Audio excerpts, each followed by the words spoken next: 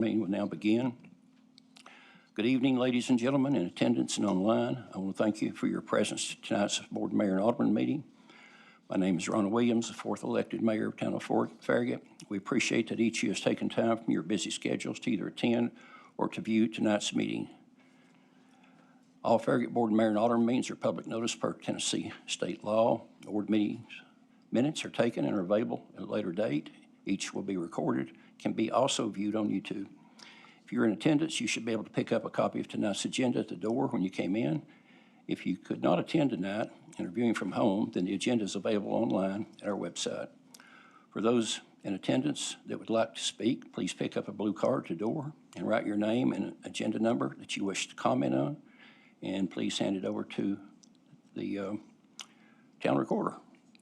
There will also be some time reserved near the end of the meeting for citizen comments on non-agenda subjects, which also requires that you fill out a blue card with citizen comments as the time that you wish to speak. On each agenda item, the mayor will ask the town administrator for the residents' input. During this time, any Farragut resident wishing to speak to the board on that specific agenda item may do so for up to 3 minutes. After being recognized by the mayor, please go to the podium microphone to be heard and viewed by all. To conduct efficient business-like meetings, the town has adopted rules for how its meetings will be conducted. Primarily, these rules are designed to keep the meeting moving, assure that all points of view are heard and considered, and to provide common courtesy to everyone involved. We ask that you observe the established meeting rules when addressing the board. At the beginning of your presentation, please state your name and address for the record.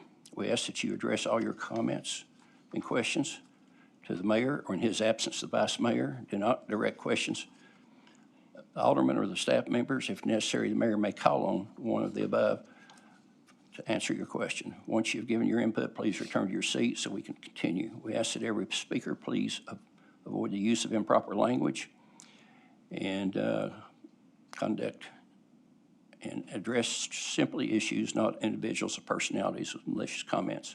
Speakers should strive to avoid redundancy, should have their own original viewpoints. On call to order, we will start tonight's meeting with a roll call by our town recorder for a quorum. Alderman Burnett. Here. Alderman Kane. Here. Alderman LaCroix. Here. Vice Mayor Meyer. Here. Mayor Williams. Here. Thank you, David. We have a quorum has been recognized. Please join me by standing for election. Reflection of our nation's veterans, along with the Pledge of Allegiance to our country's flag, led tonight by Alderman LaCroix.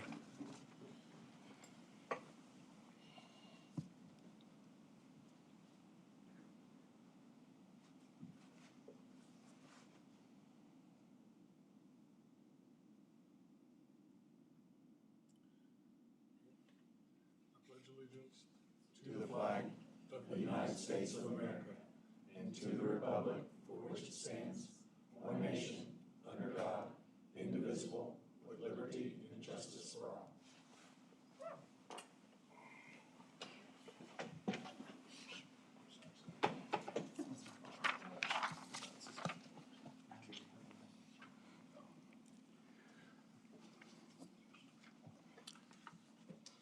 Okay, do we have any agenda amendments?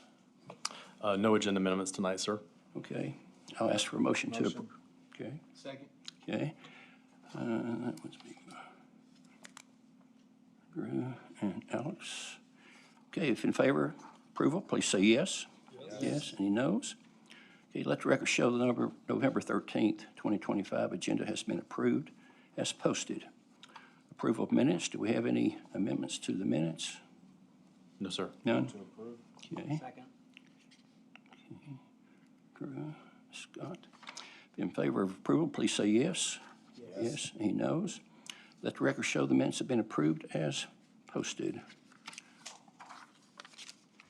Okay, mayor's report. Looks like we do have multiple comments from our alderman tonight, so I'll start in alphabetical order with Alderman Burnett, if you have anything. Yeah, I'd just like to congratulate all the Intro to Farragut graduates yesterday. It's always great getting to see the mayor and David Smoke go down the aisle in their high school graduation cap and gown. But I think that number is getting, 200-300 graduates, so it's catching on, and it's a great program. So I'm super glad we've had so much interest coming in to Intro to Farragut. And then lastly, the Farragut Middle School girls team has a game tonight, a big game at 7. So if you're bored after this, that'd be a great place to go right after this. That's all I got, Mayor. Thank you. Let's see, next will be Alderman Kane. First of all, I'd like to apologize for not making it to the graduation last night, but congratulations to those residents that made it through, and they got, like you said, like Drew said, caps and gowns and graduation. I'd like to give a big shout out to the Farragut High School football team. They were in the playoffs last Friday night and fought pretty hard right to the end in the pouring rain up at Kingsport Dobbins Bennett. Took them to overtime, and unfortunately came up a little bit short, but they struggled through the first part of the season and fought back pretty hard in the second half. So congratulations to them. Okay, thank you. Alex, Vice Mayor? No comment. No comment. I don't have any as well, other than to echo both on the intro to Farragut class. I think that was, we had 20 graduates, and that was our 12th intro class that was put on. One of the items that was mentioned during that particular class was it being 12 of them, everybody had to think back about who started it, and it was actually Ron Honkin and David Smoke that started that, so that was a good point of interest. Okay, next we'll go into, oh, I'm sorry. Mr. LaCroix. Thank you, Mayor. I have two pieces of information that I'd like to relay tonight. The first is that I've had several conversations with residents regarding transparency and communication as a new alderman on the board. To bridge that gap, I'd like to hold what I call office hours. And what I'm going to do on Wednesday evenings prior to the board meetings that are on Thursdays, so on the Wednesdays, I'm going to be meeting here in the town hall. It's open to any of the South Ward constituents to come in and speak.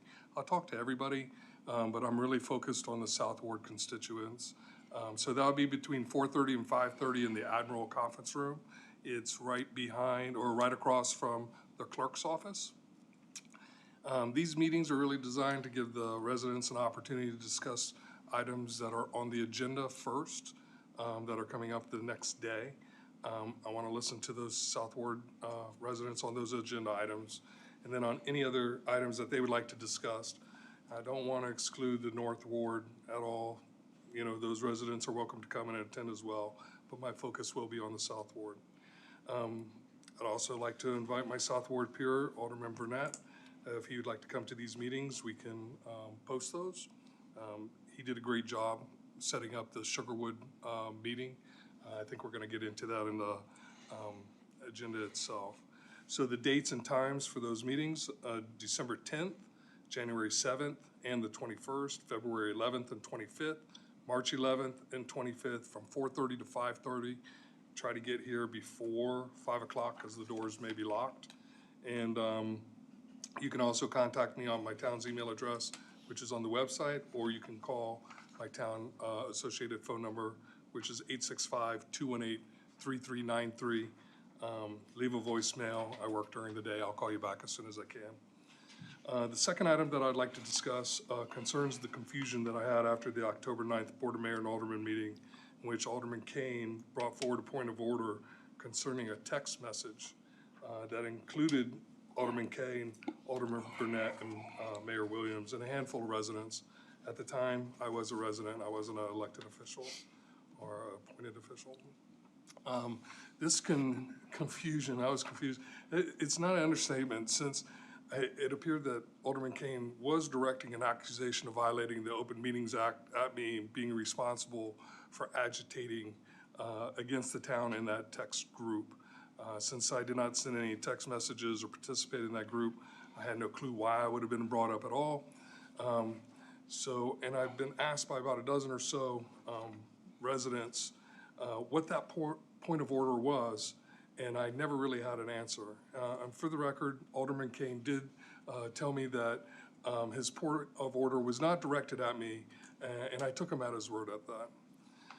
Another resident brought up the matter to me and stated that they thought the point of order was because Alderman Kane had been censured by the board due to a violation of the Open Meetings Act. And his concern was that the text group message had somehow violated the Sunshine Law again.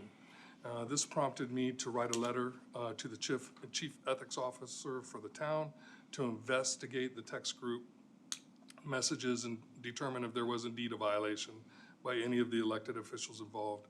I did this for several reasons. One, to record the actual text messages, the dates and times and responses by all parties involved.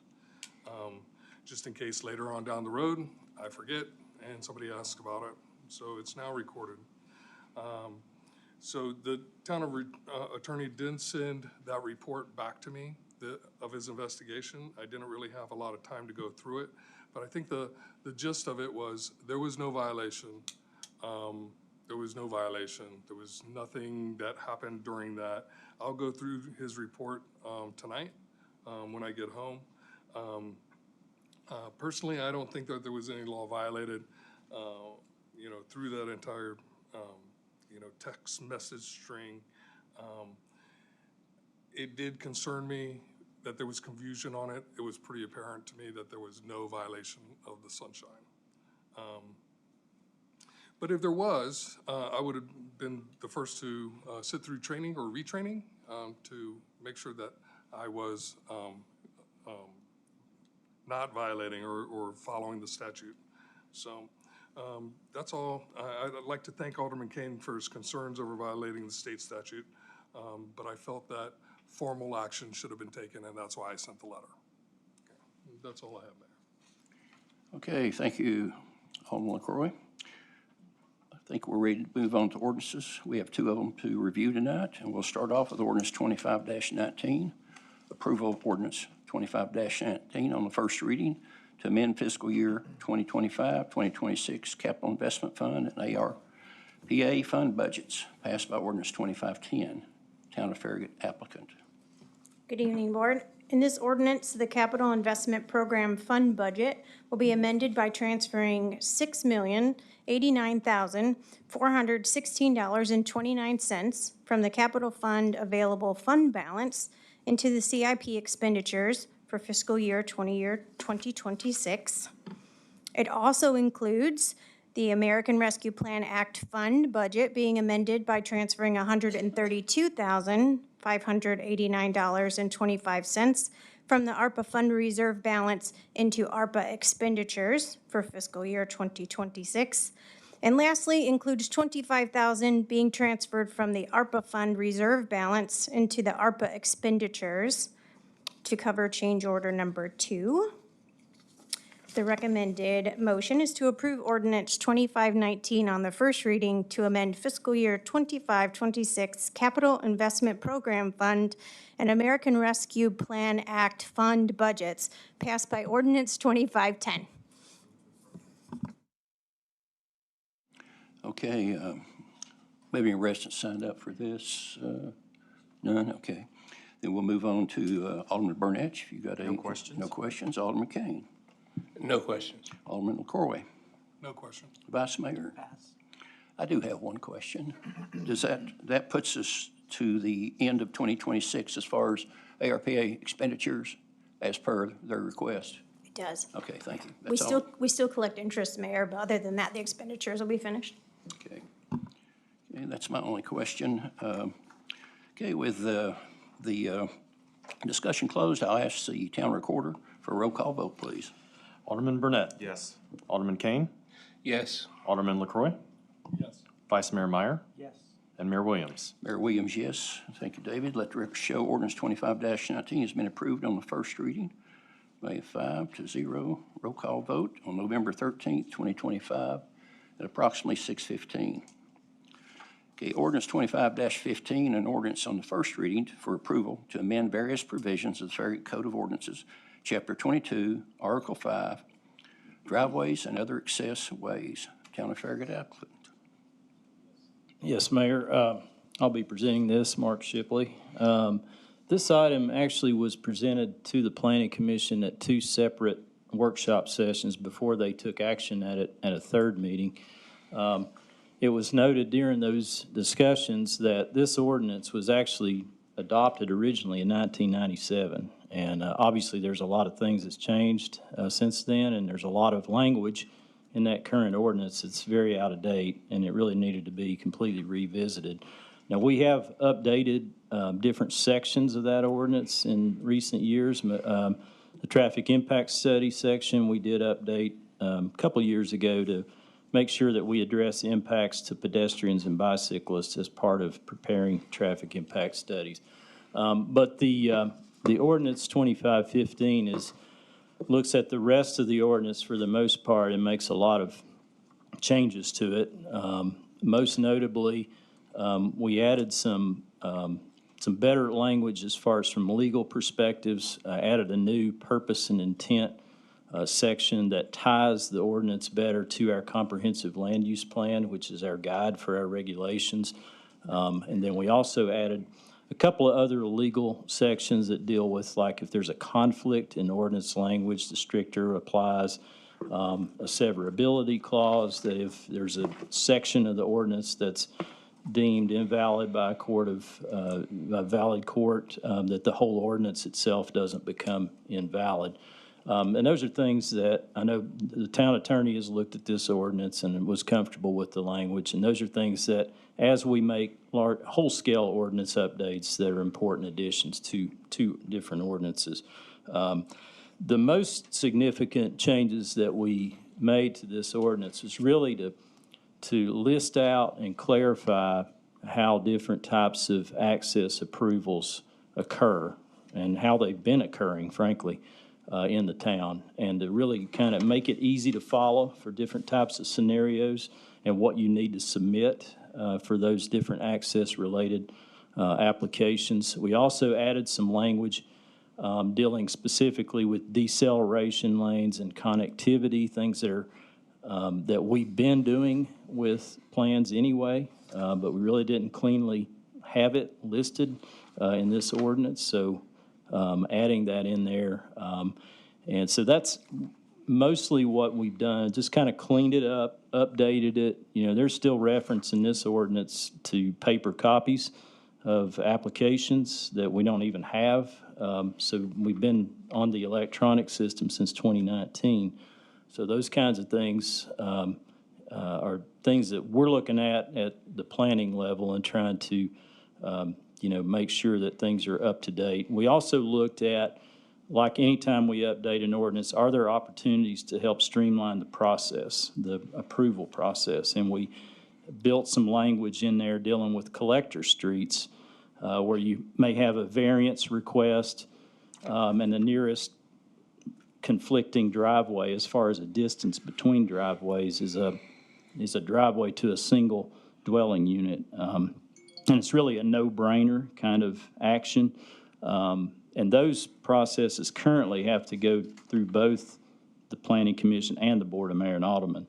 And it's just an extra time and step that is really, we don't feel is necessary when it's a real straightforward request. And frankly, we've had 15 of those types of variances over the past few years. So it's something that is not necessarily uncommon, but it is a streamlining measure that we've added to this ordinance as well. So if you all have any questions, I'd be happy to try to answer those. The staff is recommending approval of ordinance 2515 on first reading.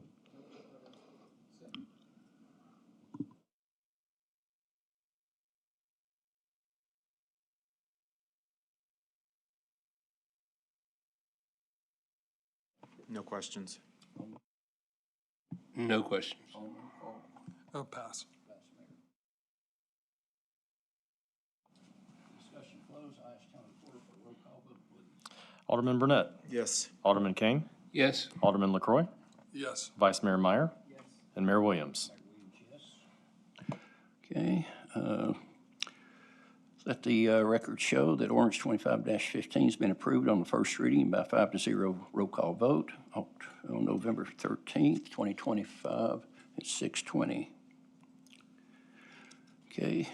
Just notice that we have our 5th District representative that's come in to join us tonight. Welcome. Okay, resolutions. We do have 2 tonight. Approval of Resolution R 2025-20, Board Appointment for a new permanent town treasurer. Thank you, Mayor. The town treasurer and, sorry, we'll take care of that momentarily.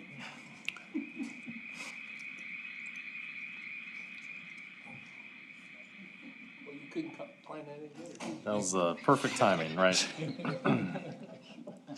Got it covered. Sorry about that, board. Town treasurer recorder position was separated by the board on September 25th of 2025, and this resolution is to appoint the town treasurer. The town treasurer maintains all the financial records in compliance with GAAP, which is generally accepted accounting principles, and also GASB, which is the Governmental Accounting Standards Board. We open positions for the applications to seek the most qualified candidate to fill the role of town treasurer. And after an extensive search process, staff recommends the board approve Resolution R-2025-20, appointing Tessa Cortez as town treasurer. And I'll read off the resolution for the board. So it says, whereas the Board of Mayor and Aldermen of the town of Farragut recognizes the importance of sound financial management and oversight of public funds, and whereas the position of town treasurer is essential to maintaining fiscal responsibility, ensuring transparency, and supporting the financial operations of the town. And whereas pursuant to Farragut Municipal Code, Article 3, Division 3, Section 2-103C, the town treasurer shall be appointed by majority vote of the Board of Mayor and Aldermen and may be supervised on a day-to-day basis by the town administrator. And whereas after an extensive search process, Tessa Cortez has demonstrated the qualifications and experience as outlined in the Farragut Municipal Code to fulfill the duties of town treasurer. Now therefore be it resolved by the Board of Mayor and Aldermen of the town of Farragut that Tessa Cortez is hereby appointed to the position of town treasurer effective December 2nd, 2025. The town treasurer shall perform all duties as prescribed by law and by the ordinances and policies of the town of Farragut and the state of Tennessee. This resolution is duly adopted by the Board of Mayor and Aldermen of the town of Farragut on this 13th day of November, 2025. And Tessa is here in case there's any questions that the board may have of her. Okay, thank you, David. Move to approve? Okay. That would be Joe and Scott. Resident comments? No, sir. None, okay. Discussion, Alderman Burnett, No questions. Alderman Kane, None. Alderman LaCroy. Oh, yeah. I'd like to ask Michelle a couple GASB questions. No, I had an interview with Tessa some time ago, a couple weeks ago. I think she's a fantastic candidate for this position, comes highly recommended. If you look at her resume, it's sterling, so I'm all for it. Okay, thank you, Alderman. Vice Mayor. Pass. Okay. Just gonna let a CPA at least give his opinion there, so. My opinion all day long. Okay. Okay, in this case, I think a voice vote will be fine. Let the record show that we are asking for a voice vote for R 2025-20. All in favor, please say aye. Aye. Okay. All opposed? Any noes? Okay.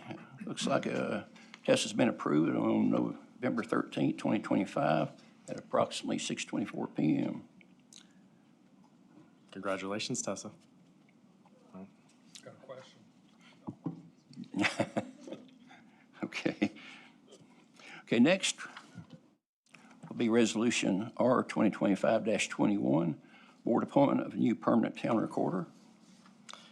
Mayor, same thing. The Board of Mayor and Aldermen separated the two positions of town treasurer and recorder on September the 25th at your meeting then. The town recorder's duties and responsibilities include keeping an accurate record of business transacted by the Board of Mayor and Aldermen, being the custodian of the official records of the town, keeping copies and certifications of ordinances, and many other duties as assigned. After an extensive search process, staff recommends the board approve Resolution R-2025-21, appointing Christine Fletcher as town recorder. Christine has an extensive experience as a city clerk, including her certifications as a certified international municipal clerk and international master municipal clerk. And I'll read off Resolution R-2025-21, which is appointment of town recorder.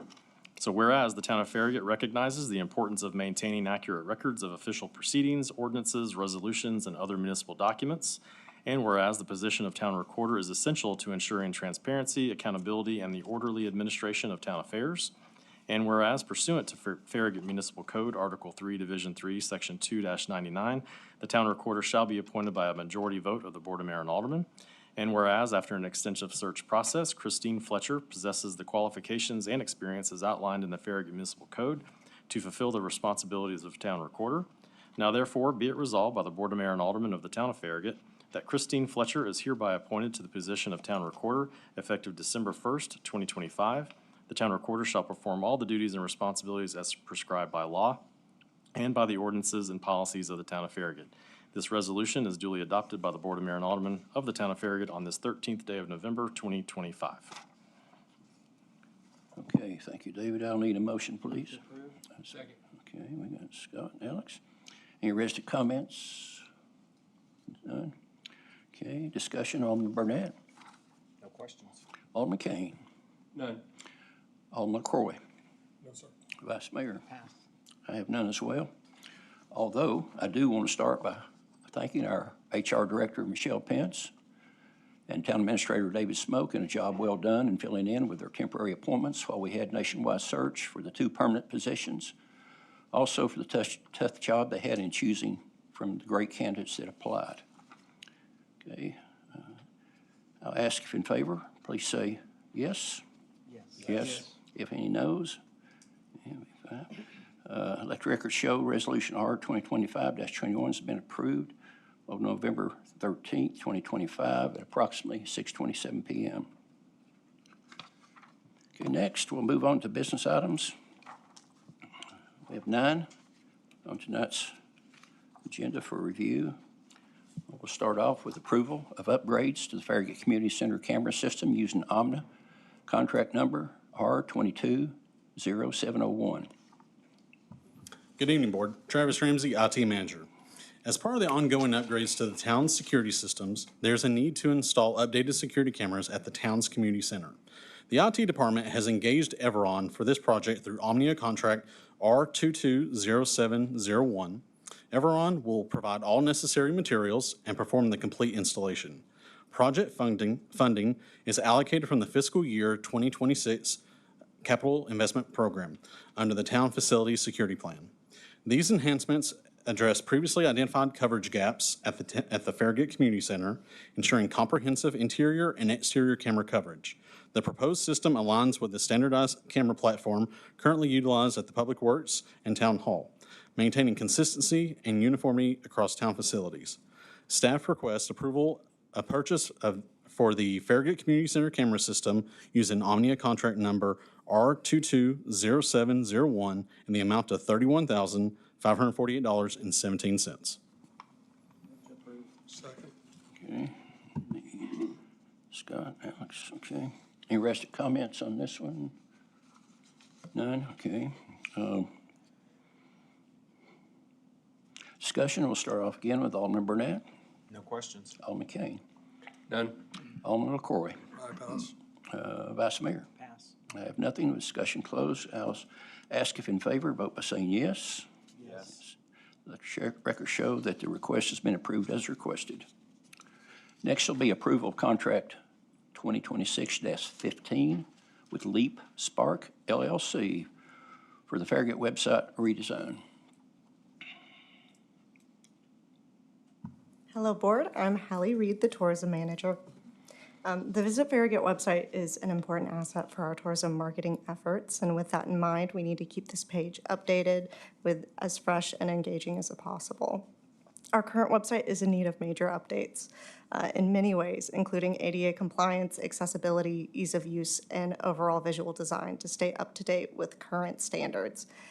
Given how much of an update the website needed, we chose to go through the RFP process to determine if a new vendor would be the best fit to meet our goals with this redesign.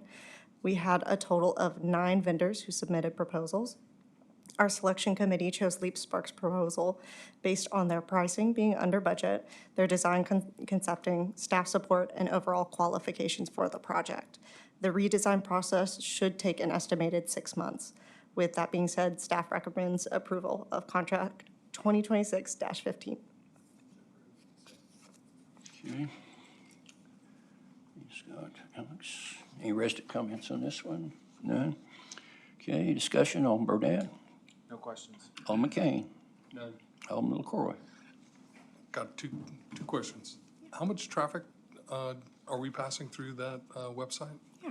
I believe in fiscal year '25, we had an average of about 10,000 website sessions a month. Okay, Well, that's quite a bit.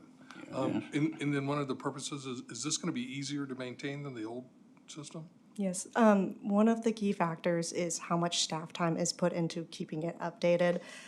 One of the options that's a functionality that could be added is to have event planners or businesses who have events, they can actually input data on their end, and then we can approve the event for the website instead of us sourcing all of it in our own time. As well as being easier to use on a mobile phone is really essential. Mobile optimization is really essential in the current time we're at, and right now, our current website is not as easily used on a cell phone. Cool, thank you. okay, great questions. Vice Mayor? Pass. Okay, I don't have anything as well. I'll ask if in favor, vote by saying yes. Yes. Any noes? Let the record show the contract's been approved as requested. Next will be approval of contract 2026-14 for Phase 1 wayfinding sign fabrication. All right, that's me again.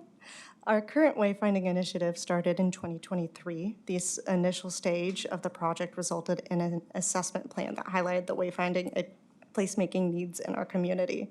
The following year, we initiated Part 2 of the wayfinding initiative, which included designing of wayfinding signage, suggested budget, and mapping of sign locations.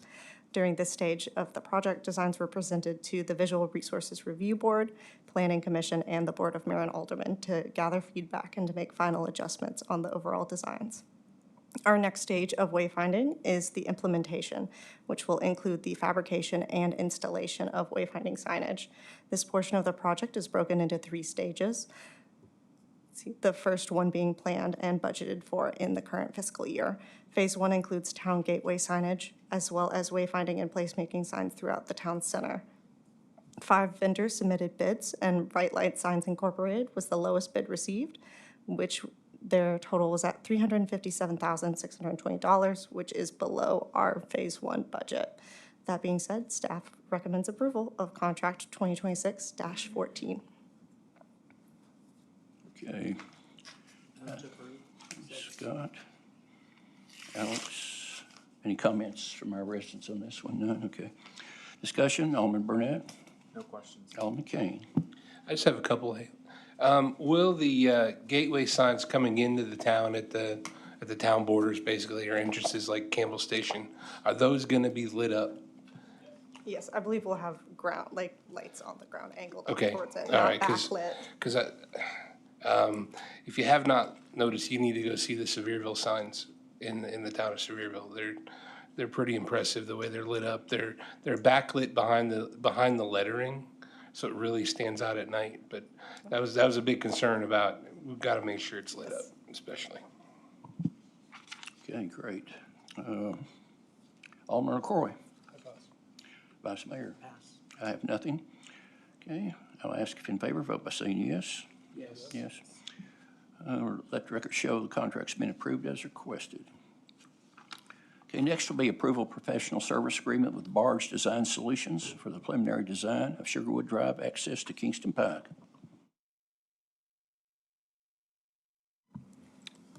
Is back in September, we brought a proposal from Barge Design Solutions to you for approval, and you requested that we hold off for a little bit and meet with stakeholders, meet with the property owners as well as the residents in Sugarwood. Alderman Burnett was very nice to lead that discussion. I think it turned out we got quite a bit of good input from the residents. Also, staff met with the leaders of St. Elizabeth's Episcopal Church to talk about one of the alternates that we were considering. They were not very enthusiastic about one of the alternates going through their parking lot. The reason is they have limited parking anyway, and to take any more parking would greatly reduce any chances of expanding their building in the future. So we didn't really want to get into that. We're now looking at only one alternate. That is the route that goes through the vacant property to the north of St. Elizabeth's and turns into Kingston Pike at the Smith Road intersection.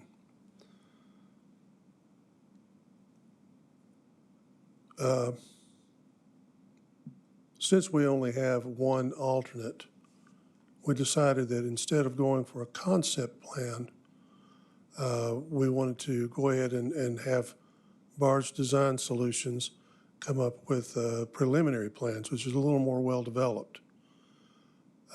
That's what you have before you tonight. They have a lump sum fee of $75,200 and a completion date of May 31, 2026. Staff recommends approval.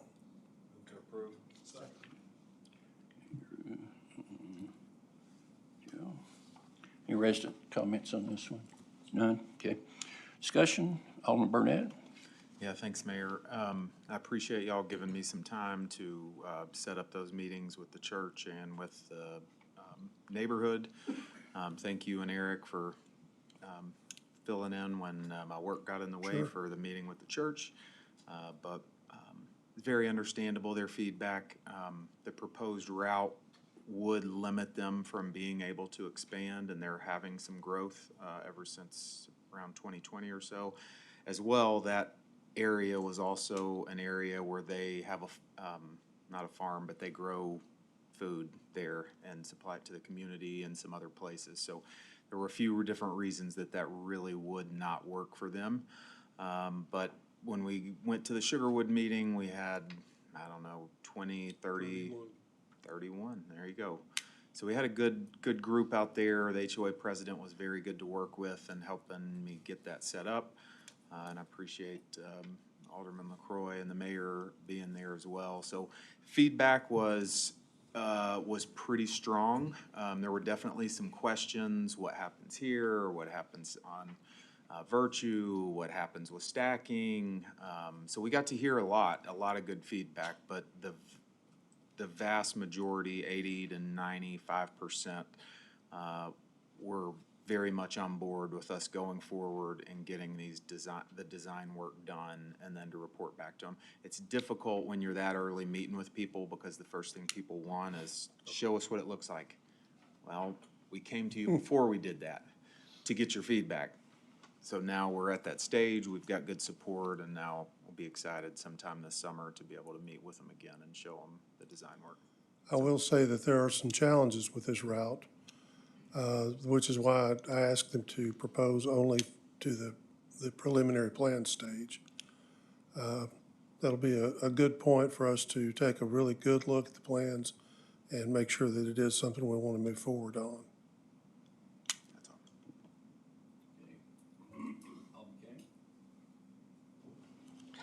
Alderman Burnett, just have one quick question. The property owner of the lot, what was his comments about this? We did talk with him. It was just by telephone. It was kind of a mixed message we got from him.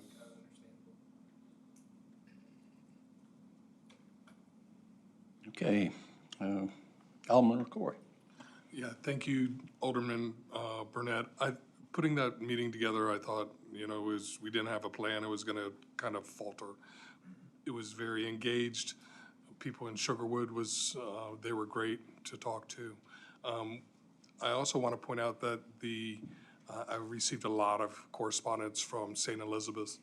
They have it going on. They've got a lot of things going on at their church right now, and they were so super nice when they were talking to me and sending emails. So that's the only comments I have. I'm really happy that we went down there, and when Alderman Burnett put that together, I was very happy to be able to meet with those folks.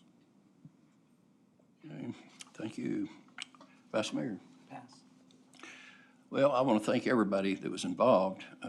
I talked with the church elders, And one of the big things that, of course, they've got the garden there where they grow the food, but it looks like if they do try to expand, they will need more, and they will need more parking, and they're kind of underparked, I think, right now. But the big thing on us, as far as choosing that route, would have been putting some sort of a bridge across the creek. Because we would have, if we'd have went on the south side of the creek, then we'd had to go across it to get over to the parking lot. So I think whatever Barge comes up with would be a better alternative than trying to put a box culvert or a bridge or something over that. So anyway, that's all I have. Okay, we have a motion and a second with discussion closed. I'll ask if in favor, vote by saying yes. Yes. Okay, noes. Let the record show that the contract has been approved with Barge. Thank you, Darrell. And you're up for the next one too, aren't you? Yes. Okay. Approval of change order number 2, contract 2025-06, McPhee Park Phase 4. Yes, this is change order number 2 and also the final change order for McPhee Park Phase 4. That is the construction of the large parking lot around the western end of the loop in McPhee Park. It's made up of one correction to change order 1, as well as 6 PCOs. Those are potential change orders that were worked along the way while it was under construction. I'll read through them right now. I'll try to go quickly just to get it on the record. Change order 1, this change order will change the date of the substantial completion to June 14th, 2025. PCO 10 through PCO 12, the contractor is requesting an additional 20 days of contract time due to adverse weather conditions through the spring. PCO 13, they are requesting $18,364.50 for additional work to construct asphalt aprons at 2 entrances at the parking lots. PCO 15, they're requesting $14,111.35 for additional work to redirect proposed irrigation. And PCO 17 is actually a credit. It's due to the revisions with the irrigation.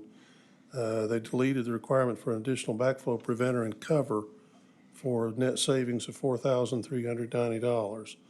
All told, these PCOs will increase the contract sum $28,085.85 and extend the time to completion by 40 days.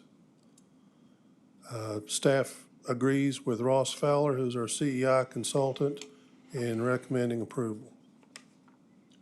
Okay, thank you, Darrell. Motion, please. And Joe. Okay, any resident comments on this one? None? Okay, then we'll move on to discussion. Alderman Burnett. No questions. Alderman Kane. None. Alderman LaCroy. Vice Mayor. Pass. I have nothing as well. Discussion closed. If in favor, vote, please say yes. Yes. Any noes? Let the record show the change order has been approved as requested on contract 2025-06. Okay, approval of proposals and award contract 2026-13 janitorial services.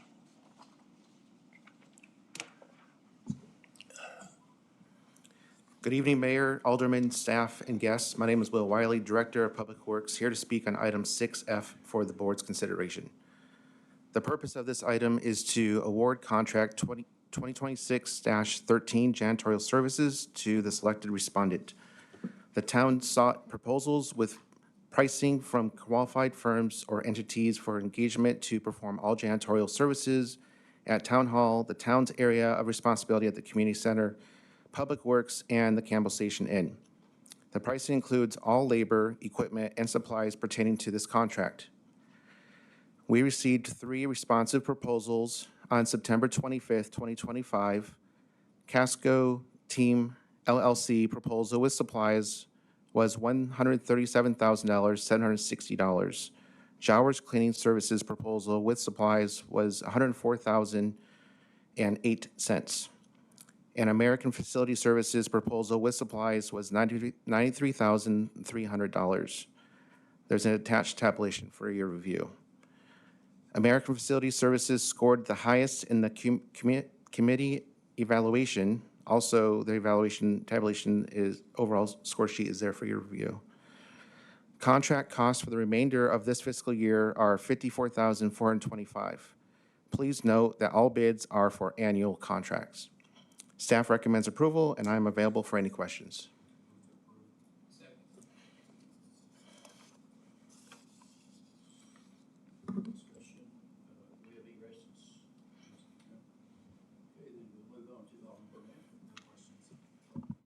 None.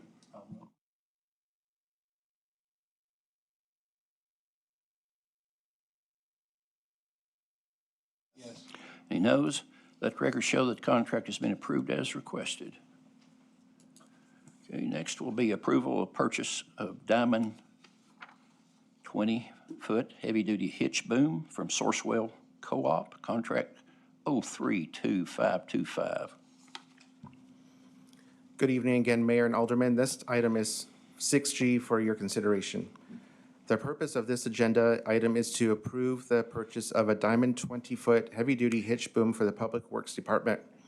Staff utilized the Sourcewell Cooperative Purchasing Program to obtain pricing for a replacement unit for the Public Works Department's 2014 boom.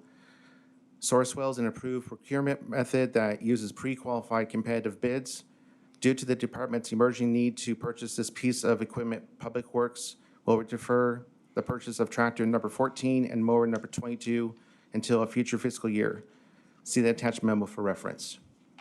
On October 31st, 2025, the Public Works Department received a quote from AgPro Companies, Knoxville, for a Diamond 20-foot heavy-duty hitch boom in the amount of $44,769.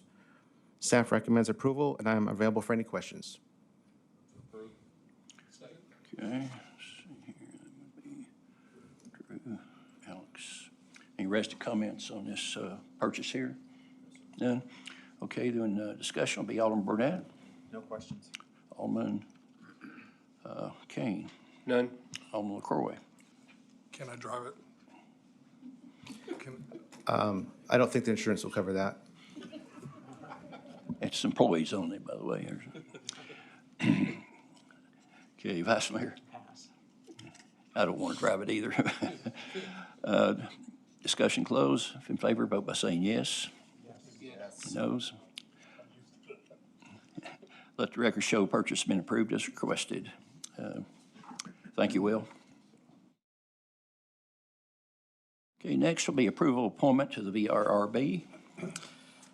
Thank you, Mayor. With the passing of Alderman White and the recent appointment of Alderman LaCroy to the Board of Mayor and Alderman, there's a vacancy for the board appointed position on this VRRB. And then obviously Alderman LaCroy currently serves as a citizen member. If the board elects to appoint Alderman LaCroy as the elected representative to the VRRB, then there would be a vacancy for that citizen position on the VRRB. We have had a citizen apply for that, Mr. Don Mann. His resume and his application is attached. So really, it would be two separate motions for the board. The first consideration would be who you want to appoint as the official Board of Mayor and Alderman member, and then depending on that would be the appointment of the citizen member as well. Okay, I'll need a motion for Mr. LaCroy for. Okay, that's Alex. I'll second that. Okay. All in favor, please say yes. Do we have any? Yes. I'm sorry, Mayor. Do we have comments on this, Allison? Oh, Sorry. we do? We got comments on that? Okay. What is it? Can you use that? We do have a comment card from President Kimberly Parks of 10701 Farragut Hills. Okay, Ms. Parks, you want to step up, please? You have 3 minutes.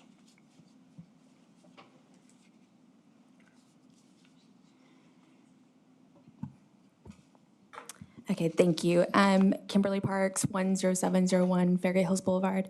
I actually had sent an email to all of the board members at the time that I wanted to be considered for the appointments of the board or the committee positions that LaCroy was going to be vacating. that was prior to him being appointed. So only 4 of you got those emails or text messages from me. So I don't know why anyone else, like, I didn't even know that you guys were putting applications out there. It wasn't noticed or anything. But I would like to be considered for it. I wasn't even planning to get up here to speak tonight, so my apologies for not being prepared.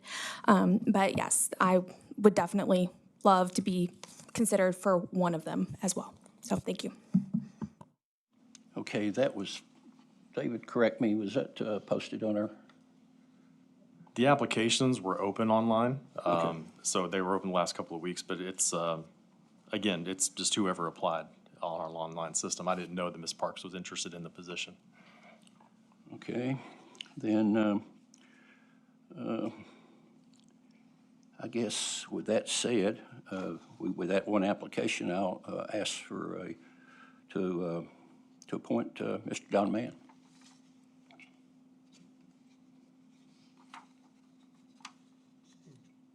Is that a motion? Yes, yes. Second? Okay. Then we'll have discussion. We've already, Ms. Parks has already spoke, so. Alderman Burnett, do you have anything? No questions. Alderman King? None. None. Alderman LaCroy? No questions. Vice Mayor? Pass. I have none as well. Discussion closed. In favor, vote by saying yes. Yes? Yes. Noes. Let the record show appointment's been approved. Okay, next will be approval of appointment to the Parks and Athletic Council.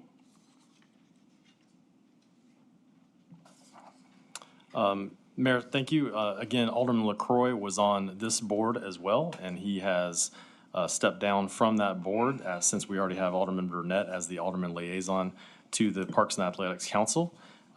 We have another application in from Benson Scott, who has been a resident here for over 40 years, and his resume is attached.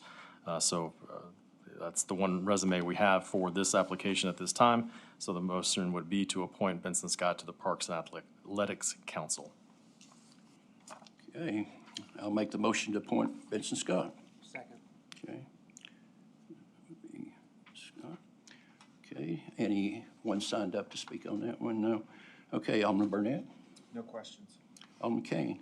None. Alderman LaCroy? Pass. Vice Mayor? Pass. I have none as well. Discussion closed. In favor, vote by saying yes. Yes. Any noes? Let the record show the appointment has been approved. Okay. Next will be citizen comments. Do we have anyone signed up?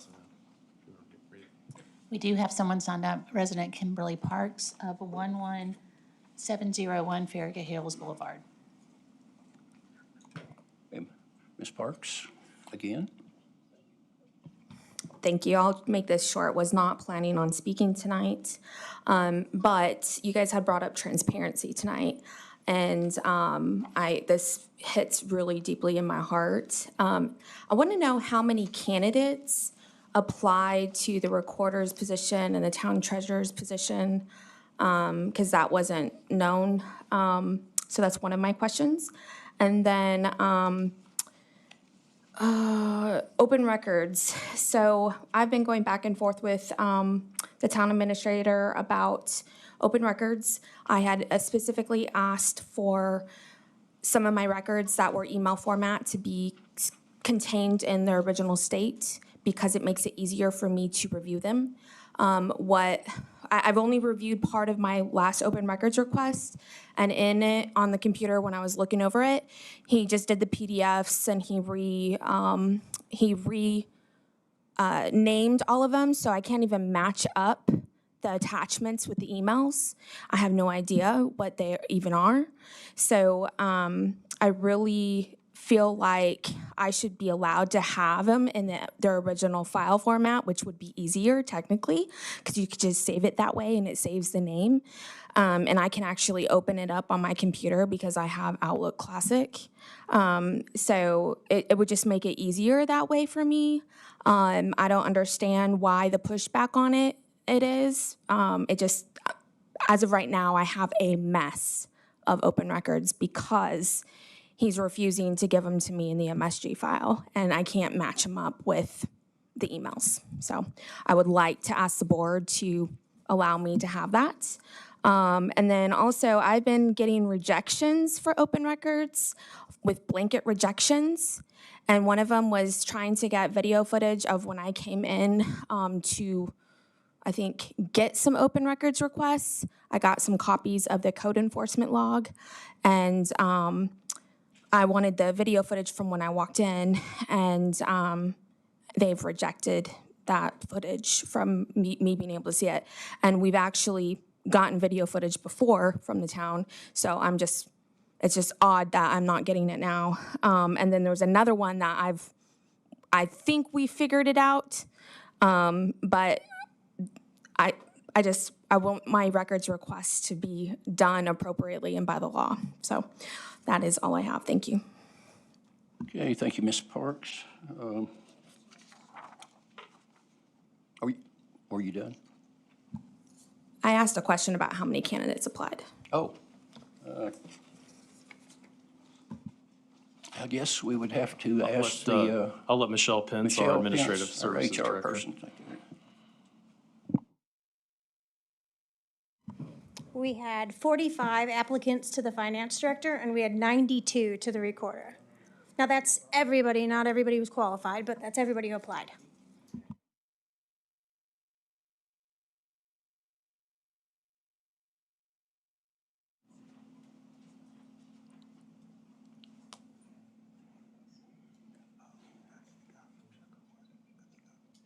From where?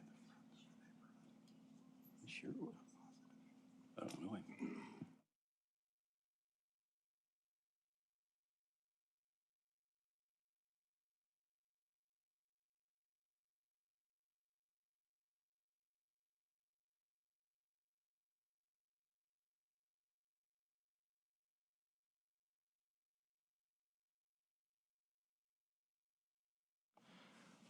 Mayor, sorry, we have one citizen that's wanting to sign up. And while we do that, we just want to make sure that we're clear on the record for the Alderman appointment to the VRRB. If we could, I think I had Alderman LaCroix made a motion, but we didn't get a second and a final vote. So if we could, the mayor did? Okay, then we just need a final vote on that. Did we get that? Okay. We're just double checking. We just want to make sure our records are straight. Thank you.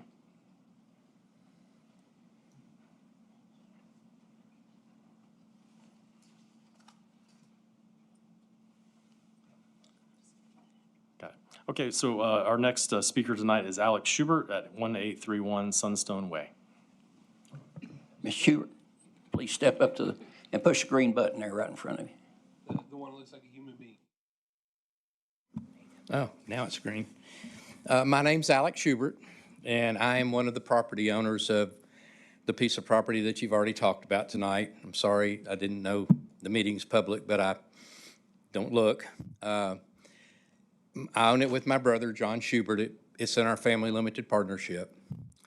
And I listened to the last meeting, and I heard the mayor and a couple of the engineer in the back, and they put it in the Farragut Press that it was a dead piece of property. And so I came to see what your definition of a dead piece of property is, because the appraisal on it's not dead. And I have two contracts that are recent. It's 2 years. In the last 2 years that are at $575,000. But they got scared off when they came down to Farragut to see what they would have to do to develop the property. But the property's not worthless, it has a value, and I'm glad for Farragut to have it and get their connector in, but I'd like to be compensated a fair value. And so I just wanted to come down tonight and say that. Any questions from any of the board members? I concur. About which part? Well, if there's yeah, I don't believe the town is gonna come and take your property. There'll be conversations, and one of the things that Daryl's gonna do with Barge is they're gonna come in and look at appraisal values and those kinds of things. And I'm sure there'll be a conversation with you to make that palatable. Well, I did get a phone call after the last meeting, after I saw it in the Farragut Press, I guess, that that the meeting had happened, from an engineer that invited me to come to a meeting to talk about the property. And I guess that was kind of an afterthought that, oops, everybody's saying that we didn't contact property owners. And I really wasn't contracted, but I'm not upset about that fact. I just want to make sure. I've been developing 40 years around here, and I've done a lot in Farragut. David Pfizer's building on a farm that we bought years ago. As we speak, we financed the McPhee Park for the town of Farragut on a long, slow note for a lot of years. I say we. This is my father. This is not me. I built houses in Sugarwood. I graded the roads. We helped put the swimming pool in. I'm not anti-Sugarwood by any means. Yeah, you built mine. Well, you're not going to ask me what color paint's on the house, are you? So I didn't have enough, I didn't have a lot of cooperation when Ruth Hawk was here of doing much more in Farragut, but we were part of the national health care that's down in the front, and we were part of the walking trail that happened down in the front. That's all Kingston Pike frontage. That's what my family's done for generations. So I'd like to see Farragut get the property, but, you know, I'm going to be honest with you. I've seen your numbers and I see what you're paying the consulting firm and stuff, but you need to figure in both of these contracts are for $575,000. That's not a little amount of money.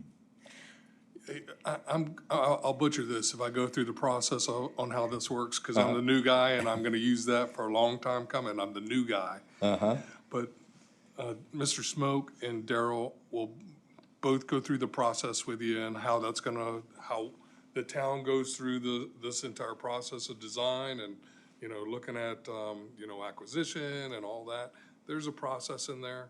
I understand. I'd like to tell you that I know all of it, but I'll make stuff up, you know. Yeah. But those are the guys. Well, I try not to make stuff up, but so whoever said it was right, I probably can't get a curb cut on the Kingston Pike, but at one point in time that had ingress and egress through the CVS pharmacy area over there, and there was a restriction coming out on Sugarwood Boulevard. I know that's a busy boulevard, but the businesses that I was trying to put in, I mean, one was a drive-through coffee. There's, you know, that's less disruptive. I can't remember what the other ones, and I've not just had 2 people inquire on that property. I've had, you know, maybe as many as 8. I only had time to print 2 of them up as I was leaving, and they are current from October and from the end of 2023, both of them. So I think that's a pretty fair idea. So I just thought that you all might want to know, as you're cooking, you need to know how much ingredients to put in, and I'm here to tell you how much my ingredients cost. So that's just all I came to say. Thank you much. Appreciate it.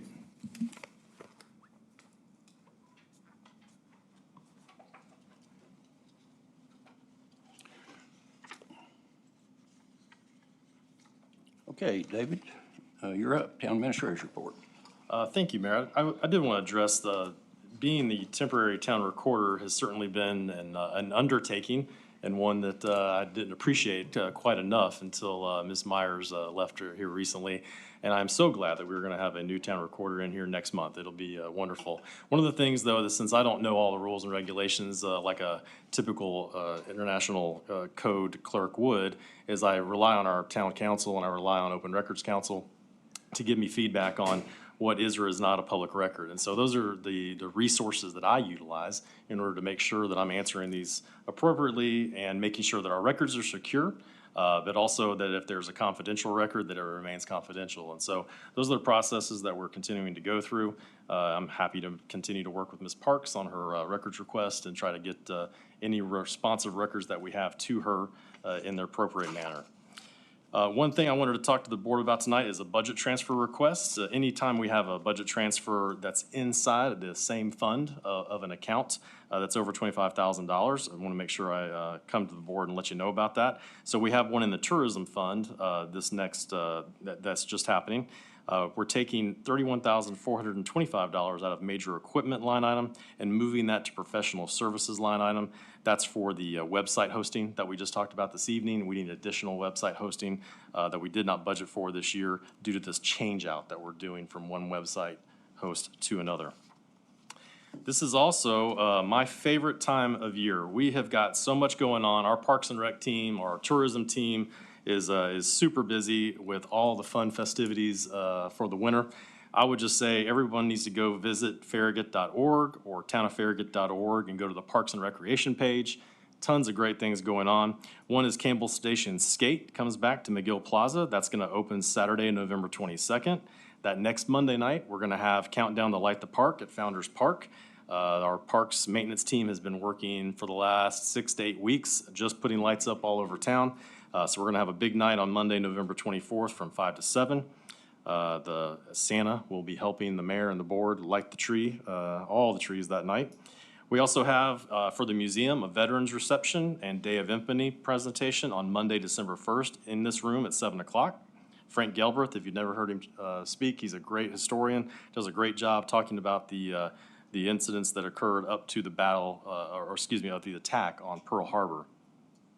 We also have a Christmas parade. I think it's the 4th year they're doing the Christmas parade. It's on Sunday, December 7th. There's a Santa's Village at Mayor Ralph McGill Plaza from 1 to 5 that day. And then the parade starts at 4. And they're going to start at the community center. They're going to go all the way down Jamestown Boulevard, down to Village Green Shopping Center. And then everybody can hang out and check out the Santa's Village. And then the final Christmas event, which we have lots, but the one I'm going to mention tonight is Celebrate the Season. That's going to be on Thursday, December 4th at the community center from 4:30 to 7. We're going to have photos with Santa. That's always a fun time, having Santa hang out with all the kids, and then cookie decorating and everything else in between. So a busy time of year, but one that's festive and fun, and happy to do it for our residents here in the town of Farragut. And that's all I have to report, Mayor. Okay, thank you, David. Next. Lawyer's report. Yes. Mayor, I'd like to address one particular item that was raised by Ms. Parks, and it's been raised by Ms. Parks and some others a number of times, and has been addressed by the town, and that relates to the form in which we produce documents. And Ms. Parks, as she stated, wants the documents produced in native form, which is the way they appear on the computer, which would allow anyone that looks at those documents to manipulate them or change them. We have an Open Records Act and we have an Open Records Council. Tennessee Code Annotated has a provision that requires the Office of Open Records Counsel to establish a model best practices in public records policy for use by records custodian in compliance with responding to complaints or requests for records. And I've got the best practices adopted by the Office of Open Records Council, which is a part of the Comptroller of the Treasurer's Office. And I think Ms. Parks has a copy of that too.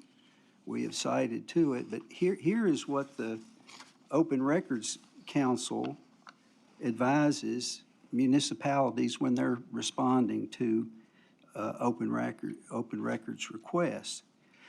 When records are maintained electronically, records custodians should produce requested documents electronically. Records should be produced electronically when feasible as a means of utilizing the most economical and efficient method of producing records. It is recommended that records custodian provides records in a secure format. A custodian is not obligated to provide the record in a format that can be manipulated. Parenthetical. For example, a Word document can be provided to a requester in PDF format. Well, that is what we generally do when we give these records to anybody. We do not give them the ability to manipulate a record that is produced. To the extent that somebody in the town has produced records that are not in a secure format, it's because they did not know that the requirement is that you don't produce those documents in that format. You do it in a PDF format. And as far as I'm aware, I've not seen any request where the record requested was the record that would show things in the record that is not part of the record. The records that have been provided to Ms. Parks are the records. What Ms. Parks wants is she wants to see metadata and things like that that are in a record that I guess could be created if somebody wanted to create that, but that's not what's been requested. So you've gotten what you've asked for, Ms. Parks, and we've given you this citation, and you want to argue about whether or not the Open Records Council has authority to interpret the act. They have the authority to adopt these best practices, and that's what we're following. And, well, no, I don't, it's my report. You've already had your chance to speak. Well, I'm responding to your concern, or the thing you're raising. But you're saying inaccurate things. Well, Because you cannot manipulate an MSG file. It's not a Word document. You cannot, well then, if you can do an MSG file, then you can do a PDF as well. All I know, trust me, I'm the last person you want to ask a technology question about. But I do know that you can change about Word things you don't know. documents. You can change documents that are presented in Word. That's the whole purpose of having That's a Word. not what an MSG file is. Well, I don't know what it is, but all I'm saying is email you've file- been getting a PDF, and that's what you're An email entitled file to have. is not going to be tampered with like that. A Word document, according to It's these not a Word folks, document. can be changed into a PDF. Okay. Well, to the extent you have technical questions that are above my expertise, I'll admit we'll maybe need to get an expert to respond, but you're not entitled to have documents that you can manipulate. And that's what we understand you've been asking for. Well, I know you're not going to say you're going to manipulate it, but, well, that's, well, the documents we're giving you have the content of what you're asking for, and you, well, I know, well, the subject, you've caught people changing things. Now, that's where I want, yeah, that's what I want, this is why you come in here and you say people have changed things. And I dispute that. And if they have been, then you need to prove it. And quit coming in here and talking about, saying people are doing things that you have no evidence to prove. Well, the problem is people in this town work hard to make this place work like it's working. And it doesn't help when people come down here and say people are changing documents. Well, if you have evidence people are changing documents to somehow gain some advantage or to take advantage, steal money or do something else inappropriate, then put that down and let's address the issue. Well, you just said it.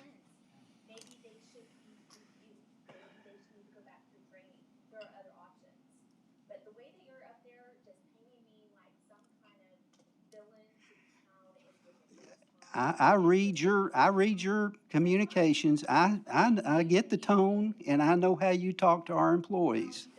I believe I do.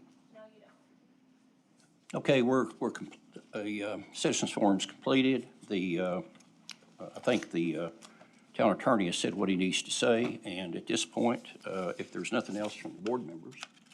Hey, Mayor, can I add one quick thing? Oh, sure. Sorry. 6 months ago or so, I've been working with Thornton Heights on looking at an exception to the policy based on the PRZ and the amount of cut-through traffic and speeding that's happened in their neighborhood. We said we were gonna bring that up at a later date. We're very much past that, and so I just wanted to see if the board was okay, as well as staff, to get that meeting set and announce it by our announce when it's gonna be the first meeting in December. So maybe it's a January thing, but I just can't for that neighborhood and residents let the ball get dropped there. So I'm just bringing that up again. We need to get that scheduled and have probably a workshop, or a board discussion, either one. Okay. Future board meeting. Alderman Brunei, were you talking about any future board meeting, like in December, January? We only have one meeting in December. That's why I was asking.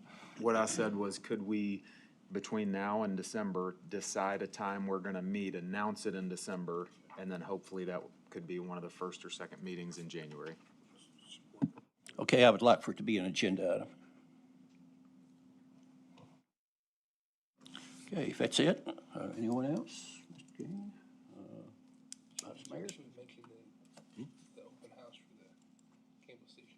Yeah, you want to mention it? So it was noticed today, I know Wendy sent out a press release and so on. We're going to have a open house for the Campbell Station Inn December 8th. I believe it starts for the public at 5 o'clock. We're going to have a media open house so they can get in and get video footage and photos and so on of the building. And the initial open house is going to be with no furniture or anything in the building, so we can see how the renovations went and see. I know there's, we talked about it today in our committee meeting. There's a wall that still has the original, I believe the original foundation and building to it. So I look forward to that. Like I said, that's on December 8th at the Campbell Station Inn. Appreciate that, Alderman Kane. Looks like the time is approximately 7:17, and without objection,